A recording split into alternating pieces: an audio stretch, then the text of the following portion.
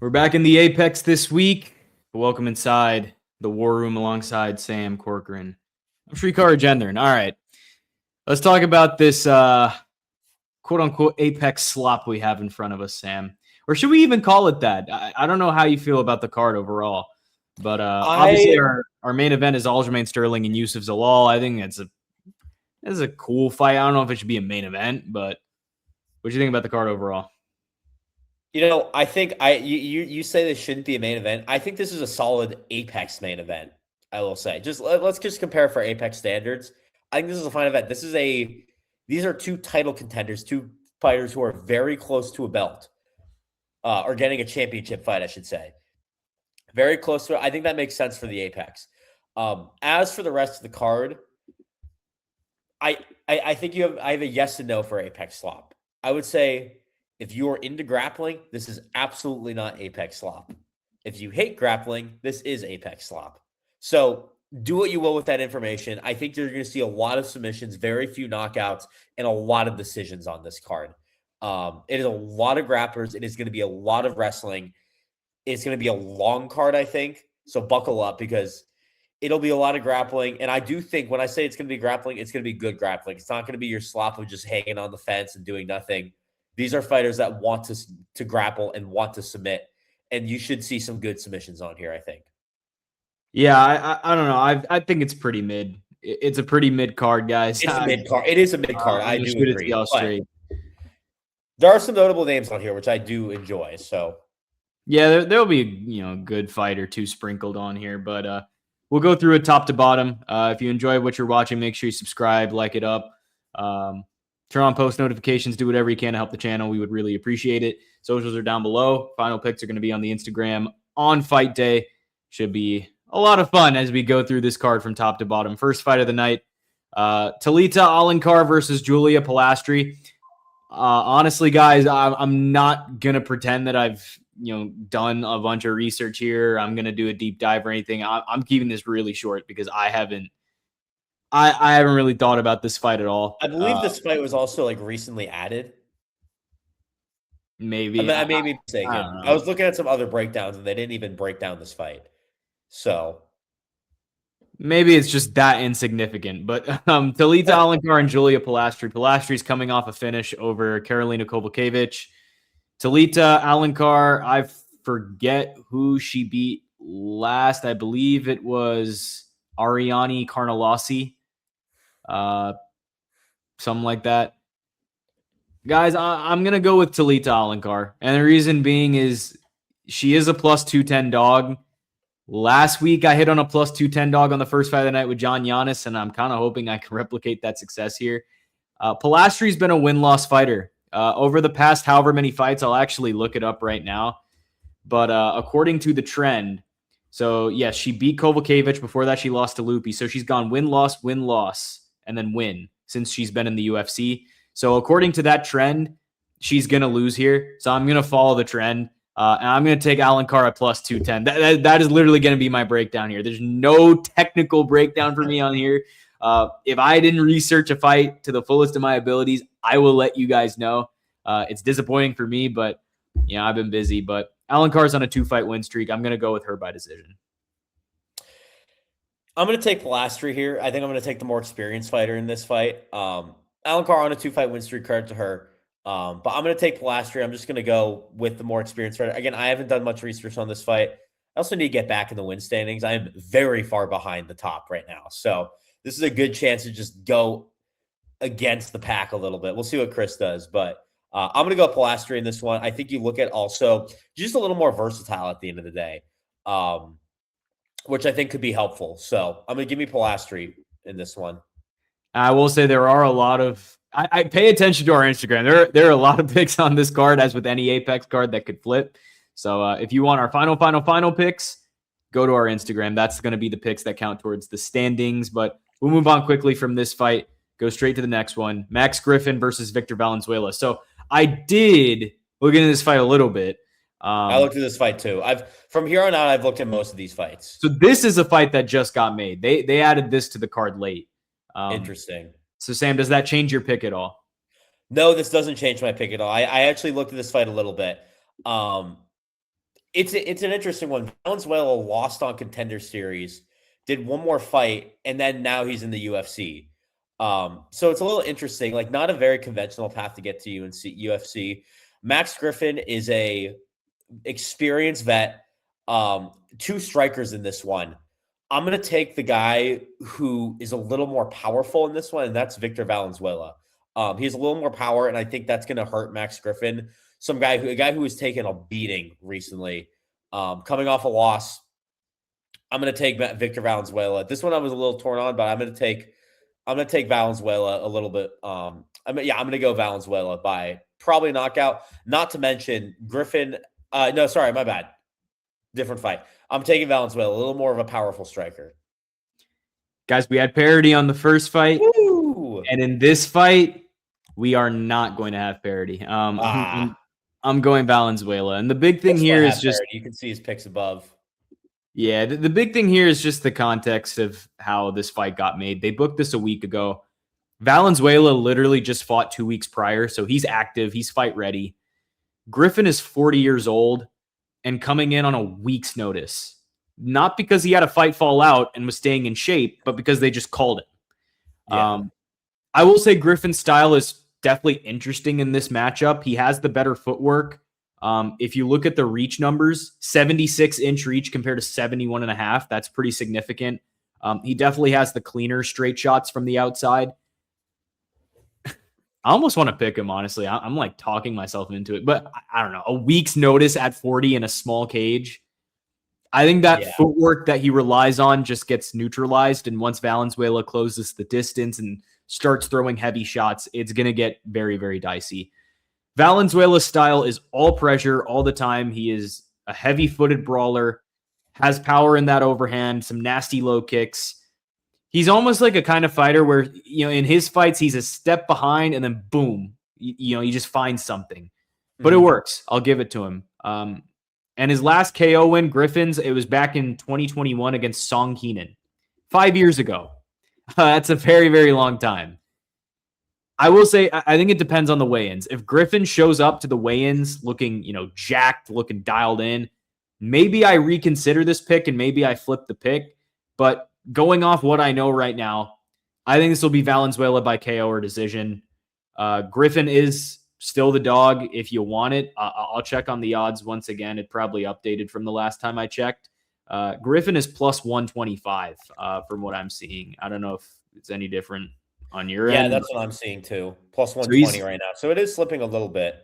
Yeah, I get it, but I can't back a 40-year-old on a week's notice against a guy who's been active. That's literally what it comes down to for me. So both of us going Victor Valenzuela in this fight pretty easy here. But see how the weigh-ins look. This one could change.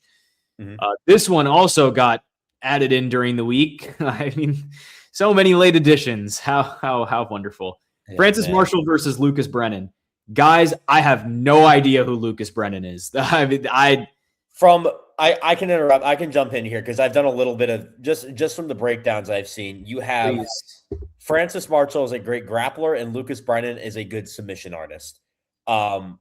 With that being said, I think you need to be the better grappler in this fight, and that's why I'm taking Francis Marshall. He's the heavy favorite in this one. I see it that way. So give me Francis Marshall. I also just don't know that much about Lucas Brennan too, but from what I have seen and read, you have like I said, good grappler in Francis Marshall, good submission artist by Lucas Brennan. I think this one will go to decision. I think Francis Marshall gets it done, just kind of holding Lucas Brennan, not getting him in an offensive position. If you say so, I will also take Francis Marshall, and we will move on from this fight. It is as simple as that, folks. That's literally what it comes down to. And Francis Marshall is minus 550. I guess we'll just follow the lines. Yeah. And I promise y'all, before I put the final picks, I'll do my research on Lucas Brennan. And I'll see what we're working with, but I don't anticipate this pick changing. I think Francis Marshall should get it done. All right. Another short notice fight. Cody Durden steps in on short notice. Dude, there are so many short notice. This card has been like, this is when you talk about Apex Love. They're just putting whatever on now. Just make it a card. Yeah, Jafel Filio versus Cody Durden. I mean, Filio's going to be the pick here. And look, nothing against Cody Durden. the guy takes short notice fights against anybody. And I think that is very admirable. Give him his check, pat him on the back, whoop-de-doo. But he's not winning this one. All right. Over the last 4 fights, Durden's been okay at best. And Filio is just operating at a completely different grappling level. The same things that hurt Durden against Nascimento, where he literally got rocked and then submitted, I think it's even more of a threat here because Filio's jiu-jitsu is more refined than Nascimento's. He mauled Clayton Carpenter. He nearly had Muhammad Mokaev in a fully locked knee bar. Mokaev just didn't tap because he's an animal. He's creative, and I think Durden gets taken down and finished. I can check on the odds right now. Jafel Filio is minus 675. And that's up from recently. That is up. Yeah. So I was thinking it'd be minus 400 to minus 600, and that seems about right. So hopefully you got Filio at the opening price because now it's just kind of cooked. Durden's lost 4 straight. He took this on very short notice. This is going to be a Filio submission, and I think it's going to happen in the first round. Yeah, I completely agree. First round submission, Jafel Filio. A much better fighter in general, too. Cody Durden. Taking this on, credit to him, but I don't see it happening. Pretty easy money there. If you want Filio by sub, I wonder what it's going to be. That will probably also be juiced. But Filio is the pick from the both of us. Mayra Bueno Silva versus Michelle Montague. Whoa. Sam, who are you taking in this amazing women's bantamweight matchup? Amazing women's bantamweight. Yeah, this is a fight where they're trying to get someone new in the rankings. We'll put it that way. Michelle Montague is going to win this fight. And they want her in the rankings because I'm not going to say she's a title contender, but there's potential there. Well, is Mayra Bueno Silva still ranked? She's number 12, yeah. Wow, okay. That's crazy. Yeah. But I'm going Michelle Montague, 7-0, dominant win against Luana Carolina, who I believe I picked Carolina in that fight. I don't remember, baby. But yeah, I'm going Michelle Montague in this fight. Bueno Silva is on a 4-fight losing streak, I believe. Yeah, 4-fight losing streak. She's going to make it 5. She's fallen all the way out of the rankings in this one. Give me 2 minutes. Give me 30 seconds. I'll be back while you make this pick, Streetcar. 30 seconds is all I'll need probably, but I'll probably go on even longer. I'm picking Montague, and I'll be honest. I think Bueno Silva is pretty much done at this point. 4 losses in a row.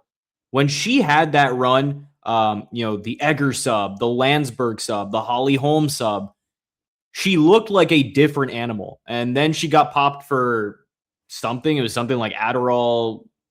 I don't know. She got popped for something. She got popped. Like you could tell she was on the juice. Yeah. And after that, just a different fighter. The Pennington fight, she had some moments and then just nothing since. She's 34, so it's not an age thing. It's literally just the results. And more than that, it's what you see in the fights.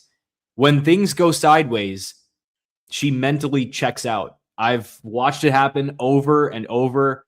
You look at Michelle Montague, she's 7-0, ATT product, so she's at a great gym, good wrestler, decent striking. She finished everyone before her UFC debut. Yes, the Luana Carolina fight wasn't her best look, but that was her first time in the octagon. I'm going to cut her some slack. Yeah. Before that, she was finishing everyone, So and it still looked like it was still a great win. Like it was a unanimous decision win. Yeah, but when you look back at the tape, it wasn't as dominant as it would suggest. But you know what? I think she wins a clear decision here. Possibly gets some ground and pound going and just makes it look one-sided. We'll take a peek at the odds. Michelle Montague is minus 395. Bueno Silva's plus 310. The sensible bet here is pretty obvious. So both of us going to go with Michelle Montague over an ever so fading Mayra Bueno Silva. But congratulations to her because she's having a kid. Yes. Jackson McVeigh versus Cedricus Dumas. Whoa. Mayra Bueno Silva's fighting this fight pregnant? Well, she's lesbian. Oh, okay. So it's her wife having a kid. Yes. Okay. Thank you for clarifying. I was about who's also a UFC fighter, by the way. Bro, UFC, imagine a woman fighting pregnant in UFC. That would just be, oh God, I don't even want to imagine that. Yeah, there's no way that would ever get sanctioned. But what a thought! That woman would be arrested. I'm sorry, respectfully. The whole Disrespectfully. the That would whole be committee would be terrible. arrested if that happened. Yeah. That would be nuts. Speaking of arrests, Oh my God. We have the off here, man. I'm taking Jackson McVeigh, guys. And I think people are overthinking the 0-2 UFC record. You look at the losses. Bruno Ferreira is a legit top 20 middleweight. And in that Zach Reese fight, he was actually putting it on Zach Reese in the clinch before the submission. Those aren't embarrassing losses. Dumas, on the other hand, he has 1 win in 5 fights against Dennis Talulin. He might be one of the worst UFC fighters I've ever seen. He's been submitted, knocked out twice. He had 1 no contest. 10 times. Arrested a bajillion times. And his debut win, I thought the other guy should have got the decision. You know what I mean? Like, McVeigh, he's 27 years old. He has some real grappling upside. 3 submission wins as a pro. Good front chokes. He has really long arms. This matchup feels similar to the Josh Fremd fight from Dumas's debut. Just a tall, lanky guy with solid grappling, and McVeigh might actually be a more dangerous striker than Fremd. I think McVeigh wins this one by submission. We'll look at the odds. McVeigh is minus 200. McVeigh is a minus 200 odd favorite. Dumas right now, plus 165. Under 1.5 is going to be interesting here too. I think this ends before the bell. But give me McVeigh by submission. Yeah, I think I'm also going to go McVeigh by submission here. Just Dumas has not proved anything to me other than that he's easy to throw behind bars for something. That's all I got. Poor guy. But you got to be smarter than that. So I'm going Jackson McVeigh. Fantastic breakdown there, Sam. Citricus Dumas is not winning this fight in both of our opinions. Now let's go to this fight. Rodolfo Vieira and Eric McConaughey. Sam, if we harken back to when Eric McConaughey fought Cody Brundage, you were the lone wolf on Eric McConaughey. And I was the lone wolf on Eric McConaughey. Are you going to take him in this fight? Let's get to that. Give me 1 second because I want to pull up something. Just like so, Rodolfo Vieira, coming off the head kick loss to Bo Nickel, one of the knockouts of the year. I haven't been that impressed with him since he was in the UFC. The guys that he's beaten, or let's he's been in the UFC for a while, but the guys that he's beating are all out of the UFC, and the guys that he's lost to, some of them are out of the UFC, like Andre Petroski, and then you have Bo Nickel who got head kicked too. He's the 290 favorite in this one, and you're damn right. I'm taking the lone wolf on Eric McConaughey in this one. Well, we'll see who Chris picks, but yeah, we'll see who Chris picks. I picked the lone wolf the last time for McConaughey. I'm going to go with him again. Look, Brundage was McConaughey also has not looked great in the UFC. Loses to Nursultan Ruzabayev. Split decision to Cody Brundage, which I thought you guys thought should have gone the other way. I remember that. I remember you all saying that Brundage got robbed in that one. He didn't look terrible against Basinger Sursurkayev. I'm not going to lie. The next Sean O'Malley, if you know, you know. He did not look terrible. And that gives me a little hope against a Rodolfo Vieira who has not done too well in the UFC. I like McConaughey in this one. This is one I was a little conflicted on because both guys have not done very well in the UFC. They've also had great opponents. But give me McConaughey by knockout. I think Vieira is not great on the feet. He's a submission artist. If McConaughey could get a knockout earlier, I think it could work out real well. This one, I will say, is definitely closer than people think. I think the line is a little too wide.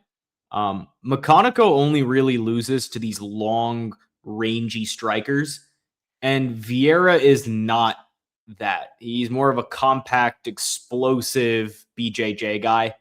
I will agree with you, Sam. McConaughey showed some really solid takedown defense against Sursurkayev.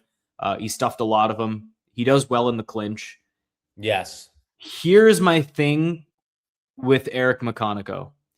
When he defends the takedown, he doesn't do enough with the opportunity. He doesn't punish you enough on the feet. And Vieira, since moving to Fighting Nerds and training with them, he has shown a real improvement in his striking. He's not just shooting wild takedowns anymore. He's mixing it up, landing the jab, throwing body shots. This fight actually reminds me a lot of the Tresean Gore fight. Gore stuffed a bunch of takedowns, but couldn't really get going on offense. And Vieira just kept landing the cleaner shots over the course of the fight. So I'm going to say the same thing happens here. I'm going to take Adolfo Vieira, and I'm going to take him by decision. I think it'll be a 29-28 sort of fight. I think some McConaughey for a sec. I was not listening. I was like, wow. I'm a little surprised. But anyways, yeah, that makes sense. I do think it's a close fight, though. I don't think Vieira should be minus 300 by any means, but I do think he'll get it done. It'll be a close fight, but expecting Vieira to get the decision here, following the same blueprint that he had against Tresean Gore. But wow, that was pretty quick. That was our featured prelim. Talk about the amount of fights on this card. Well, it's not only that. To be fair, a lot of these prelims are very chalky. If you look at the odds, it's very much in favor. Like the odds are very swayed. Besides the Max Victor Valenzuela fight, that's the one that is like everyone is a minus 200 favorite besides that. Well, not only that, but like there's just no fights on this card. Like there's only like 11 fights, 12 fights. Yeah. So that's why they had to make all the late additions. Wait, no, I think there's 1, 2, 3, 4, 5, 6. I counted 13. That's still not like that. 13, yeah. There's usually 12 for fight nights, not like 12 is the minimum. 11, 12. There, yeah, I don't know.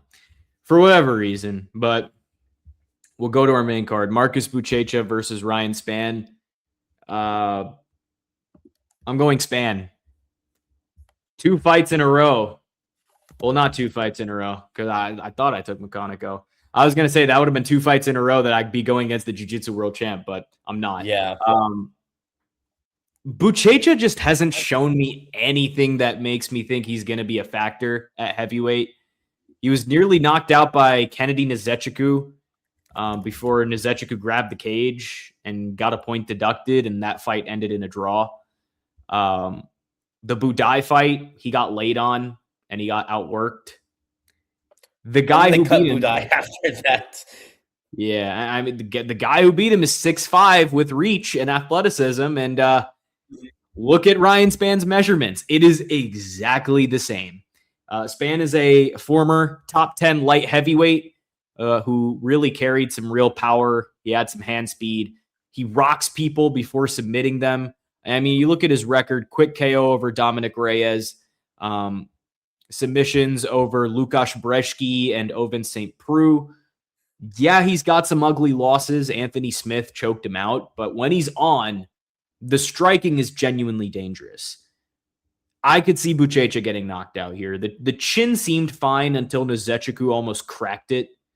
Spann is faster, and his defensive wrestling should be solid enough to stay out of danger. So I'm going to say Spann wins this by KO.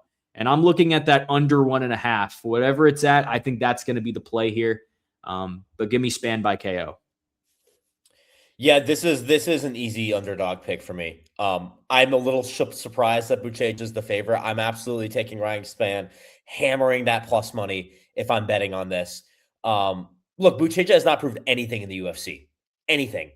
He has not proved anything to me that he is a worthy UFC fighter. Meanwhile, Ryan Spann, I know he has some ugly losses, but since moving up to heavyweight, he's 2-1, and his one loss is to Walter Cortez Acosta, a title contender at the heavyweight division, which isn't saying much right now, but still, that's a title contender. I think the wrong guy's favorite. I think Spann gets it done.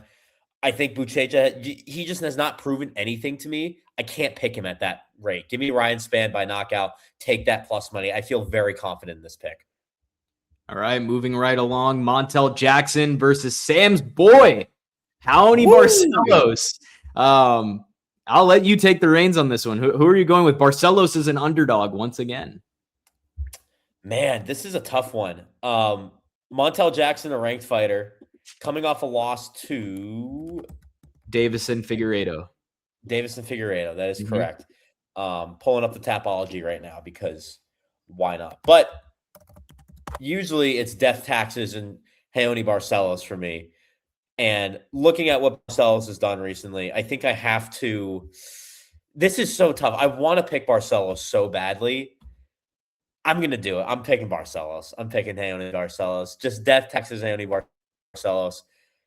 This is one I might switch because I feel like Jackson just feels like the better fighter, but Barcelos is so hard to just beat. And anytime you think he's going to lose, he wins. At 38, still killing it. The age is what concerns me a lot against Montel Jackson, who's a lot younger, 33. I think, but I'm going to stick to Barcelos. Montel Jackson coming off a loss. I'm very curious to see what he does. His UFC career, he has not fought many great fighters, and he's ranked. So that raises a little bit of a question mark for me. Can he beat the guy who's just outside of the rankings, who, if he loses this fight, is going to be a gatekeeper at the bantamweight division? Give me Barcelos. I'm curious to see how Jackson does. One I very well might switch. Interesting. I'm gonna go with Montel Jackson by decision, though I will say a knockout isn't out of the question. He's got 8 KO wins for a reason. I would like to direct you to the reach advantage. 8 and a half. That was I was concerned about too. Yeah, and Jackson's 1-2s down the center. So dangerous. He gave Figueiredo a real fight in a split decision. He won round 3 in that fight, I'd argue. And the honest question here is, as you mentioned, Sam, where is Barcelos at 38 years old, a few days from 39? Barcelos has been hot. 4-fight win streak, great Muay Thai ground game, real Brazilian wrestling. But the guys on that streak have been Simone, Garbrandt, who's past it at this point, Talbot, who was just not ready for the wrestling, Christian Quinones, he turned out to be pretty limited. Jackson's a completely different stylistic problem. He is long, he is powerful, he has good wrestling of his own, and his stance, he's a southpaw, and I think that could give Barcelos trouble. I think if Montel is dialed in here and he's not sleepwalking, which is always the concern with him, his hand speed, his reach should be too much for a Barcelos that's just kind of aging, at this point. So I'll take Jackson at -180. I think that's going to be the play for me, but I think Montel Jackson's going to end up getting this one done. But obviously the line's close for a reason, but I'll say Montel gets it done by KO or decision. This is the fight I'm probably most excited for on this card. Yeah, this is a good one. Davy Grant versus Adrian Luna Martinetti. On my Contender Series power rankings, Adrian Luna Martinetti is 6, which is saying a lot.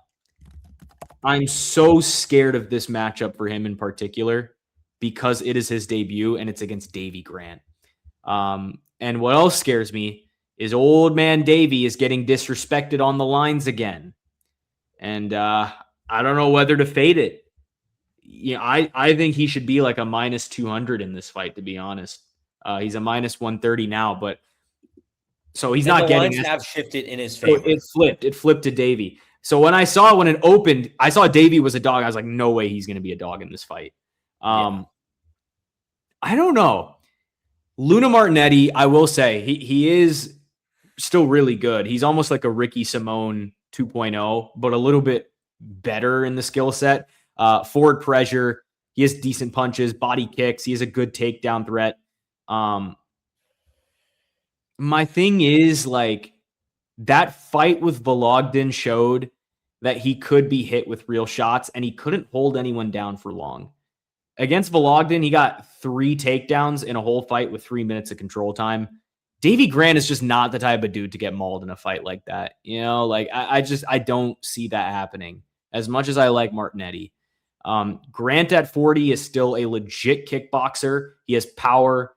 He has a good jiu-jitsu game. He won rounds against Damon Blackshear when everyone had him losing. He outboxed Ramon Tavares.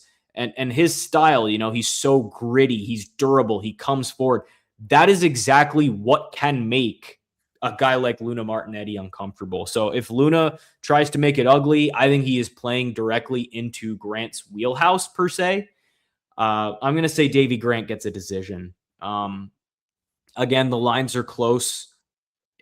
Davy Grant is a slight favorite, but I'll take the OG in this fight. I just think this is a really, really tough debut for Martinetti. I get why they put him in a fight like this.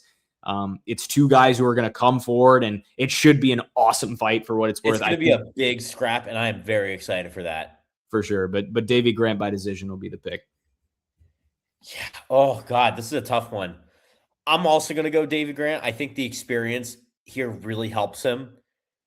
I mean, he's contended some of the best fighters in the bantamweight division pretty well, like you said, like Dumont Blackshear. Who was his lost to again recently? Charles Jourdain. Charles Jourdain, yeah, who just beat a ranked fighter in bantamweight, Kyler Phillips. I think I got to go Davy Grant here. I think it's going to be a decision. I think this is going to be your fight of the night. And just a big scrap, two scrappy guys. It's going to be a fun fight. I'm going Davy Grant here. It's going to be a very close fight. Even if Martinelli loses this fight, credit to him. And I think his stock can go high, win or loss from this fight. Martinelli. Shout out Martinelli's apple juice, best juice in the game. Oh, hell yeah. I will say though, cider too. I will say though, I'm pretty upset with how they match made Vologden and Martinetti following that fight. I went out and I said Castaneda is going to be a very, very tough matchup for Vologden, and ended up being a very tough matchup for him. Mm-hmm. I just feel the same thing here. I'm not saying they could have gave him cans, but they both got huge steps up after that fight. And I don't think either guy was really necessarily ready for it, but we'll get to our featured fight here. Rafa Garcia versus Alexander Hernandez. Sam, I'll let you go first here. Who you got? Yeah, this one is pretty simple for me. I understand that. I believe if I look at the odds, he's the favorite. For Alexander Hernandez is the favorite. For whatever reason, I thought he was the dog. I am taking Alexander Hernandez. He is one of the hottest fighters in the lightweight division. He has been counted out twice now against Diego Ferreira and Chase Hooper, and he's won both of those fights by knockout. I think this guy is proven. He's proving a lot more. I think he can knock out Rafa Garcia, and I think after he does that, I think he's going to get a ranked opportunity at the lightweight division. He's moving on up quick. He's beating some of the best prospects. He's becoming, he's not a prospect himself, but he's kind of coming out of nowhere, which is really cool to see. So I'm going to ride the wave and take Alexander Hernandez in this fight by knockout. That's crazy. I'm just seeing this now. Rafa Garcia is younger than Alexander Hernandez. That surprised me. It's weird. I thought Rafa Garcia was older than that, but Garcia is, I don't know, man. He has good hands. He has a nice double leg. Good clinch work. He holds you against the fence. He has nothing that makes me think, oh no, if it goes there, he's going to win. He's just he's like a classic Apex fighter. He's just a pure pressure boxer who needs to get in close. And Hernandez is not going to let him do that. He's going to switch stances. He's going to work from angles. He's going to chop the calf. He's going to throw front kicks to the body when Garcia overcommits. He's cleaned up the cardio issues with his new team, and he's been on a serious run, as Sam mentioned. I see Garcia having to rush to close the distance, and I see Hernandez catching him coming in. Little uppercut, maybe. And I think Garcia is just going to go down. So I'm going to say Hernandez gets this done by TKO in probably round 2, round 3. I don't think it'll happen in the first round, but I think Hernandez is going to end up getting the finish in our featured bout. Let's move on to the co-main event. Norma Dumont, Joselyne Edwards. I'm going to go Dumont by decision, though I do want to give Joselyne Edwards her flowers because she's genuinely, and I say this every time Joselyne Edwards fights, she's genuinely one of the most improved fighters that I've seen over the past few years. Edwards has been finishing everyone. She slammed and strangled Nora Cornell. She one-shot Priscilla Cachoeira. She ran through Chelsea Chandler, Tamiris Vidal. She's fast. She's explosive. She has real power. The athleticism is the scary part with her. But I think the difference here in this fight is Dumont is just more tactical than everyone Edwards has faced. She has a sharp jab. really snappy on the leg kicks. She has a good fight IQ. She's on a 6-fight win streak.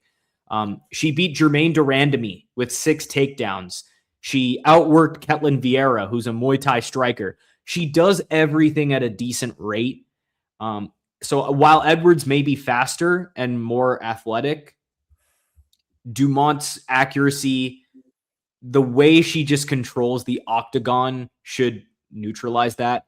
I think the only real danger for Dumont is Edwards landing that right hand clean in round 1. If the chin doesn't hold up in round 1, it unravels. But Dumont's chin has been tested.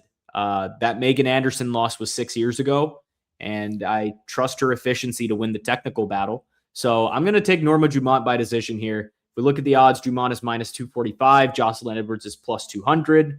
I think the odds are pretty telling there. I'll take Norma by decision. Yeah, you said it with Joselyne Edwards just being really improved. Credit to her, but she's being fed a beast in Norma Dumont, and I think Dumont gets it done. Probably by decision. I think Edwards can make it a fight, but Dumont, I think, is just on another level right now. I think she gets this done, and I think she probably is at bantamweight, probably going to be the next title contender for Amanda Nunes, or not Amanda Nunes, Kayla Harrison or Amanda Nunes, I should say. Probably the next title contender for that division.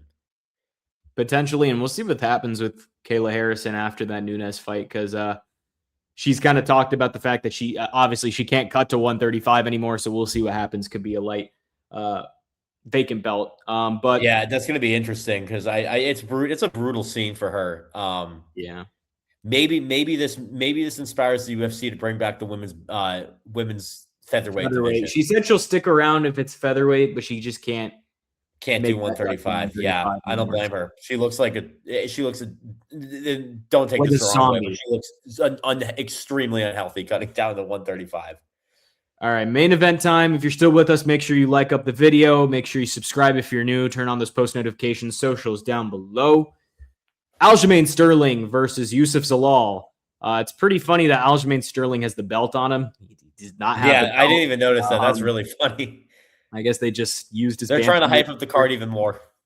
Yeah, they just used his bantamweight picture, something like that. Sam, I'm gonna let you take the reins here first. This is near pick'em status. Aljo is the slight underdog at plus 105. Youssef Zalal is minus 125.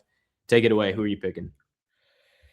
Oh boy, this is a tough one to pick. You have Zalal, who is on a 10-fight win streak and has just steamrolled his opponents in the UFC. Steamrolled them. Then you have Aljo, who since moving up to featherweight, I believe he hasn't looked terrible moving up to featherweight. I mean, Movsar Evloev he lost to, but he beats Brian Ortega. That was at catchweight, which isn't great. And then Calvin Kattar, who was kind of it was very much on the down at the time. Still a pretty dominant fight. So I think this is a really good test for him. It's a test that we haven't seen him get going against Zalal, who has a big height advantage in this, age advantage, a lot younger. It's going to be a grappling match. Both these guys are great grapplers. I think at the end of the day, it's going to be tough. You look at Youssef Zalal. He's on a 10-fight win streak. His last loss in the UFC, he's actually started his UFC. In 2020, he lost to Topuria, Sung Woo Choi, and Sean Woodson. Sean Woodson's a grappler. That was a split decision win. And he hasn't looked too great against grapplers in the past, which is why I think they're giving him the Aljo test, which is why I think I'm going to go with Aljo for this pick. Give me Aljo by decision. It's going to be an absolute scrap. Probably going to be like a 48-47 decision where people are going to win both rounds. But I'm going to go Aljo. Just a former champion, bit more weight to him now, which I think is going to be helpful. I'm going to take Aljo by decision in this one. So I've been perusing through what the community thinks about this fight. I'm seeing a lot of people picking Zalal. I genuinely don't really get it. Interesting. Aljo is not washed. He's not that washed. He's not. No, not at all. He's a champion. If he wins this fight, he could be fighting for the next belt. I wouldn't say that. I think Aljo's going to have to win this in like one more. Yeah. I mean, it'll be Evloev and like you have your hierarchy, but yeah. I don't know. He needs one more just because he lost to Movsar recently. But My question is, what exactly is Zalal going to do to win this fight? He's been winning boring decisions. He's been winning by grappling. Is he going to out-grapple Aljamain Sterling? The guy who had a controversial close decision loss to Movsar Evloev in a pure grappling war. You know, like, I don't think he's going to out-grapple Aljo. Zalal is quick.